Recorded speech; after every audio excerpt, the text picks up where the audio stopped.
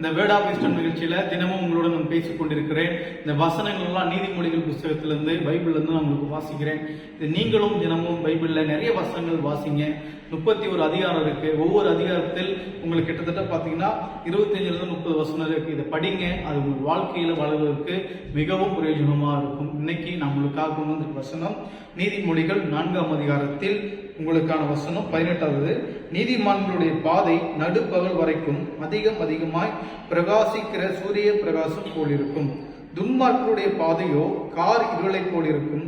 தாங்கள் இடறுவது இன்னதில் என்று அறிவார்கள். ஆமென். பாருங்க பிரியமானவர்களே, நீதிமான்களுடைய பாதை நடுப்பகல் என்னதுங்க? Mid night. ஆமா, அப்ப நீதிமானோட பாதை நடுப்பகல் மிட் நைட் வரைக்கும் அதிகமாய் பிரகாசிக்கிற சூரிய பிரகாசம். சூரிய பிரகாசம் என்னங்க? சூரியன், சன்னோட லைட். நமக்கு நைட் ஆயிடுச்சுன்னா 12-1 மணி ஆயிடுச்சுன்னா எப்படி இருக்கும்? இருட்டிடும். ஆனா இந்த வசனம் என்ன சொல்லுது?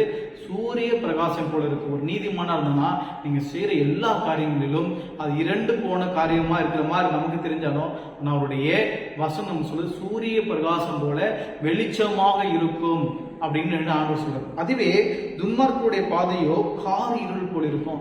துன்மார்க்கர் ஆண்டவரை நேசிக்காம தவறான வழியில போறவங்க, பாவம் செய்றவங்களுடைய வாழ்க்கை எப்படி இருக்குன்னா, துன்மார்க்கருடைய பாதையோ கார் இருளை போல இருக்கு. கார் இருள் மிகுந்த இருண்டு, பயங்கரமான டார்க்னஸ். அப்ப அந்த டார்க்னஸ்க்குள்ள தாங்கள் இடறுவது இன்னதில் இடறுவது. எதுல போய் விழுகிறோம், எந்த தவறான வழிகளில் விழுகிறோம், ஆபத்துக்குள்ள சிக்கிக்கொள்ளுங்கிறது அவங்க அறிய மாட்டாங்க.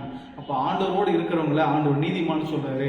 அவரை ஏற்றுக்கொண்டவங்கள, அவர் பின்தொடர்றவங்கள, அவர் நேசிக்கிறவங்கள உங்களுக்கு நீதிமான் என்று அழைக்கிறார். இன்னைக்கு நீதிமான் நீங்க சூரிய பிரகாசத்தை போல உங்களை ஆண்டவர் வெளிச்சமா உங்க மேல இருக்க போறாரு.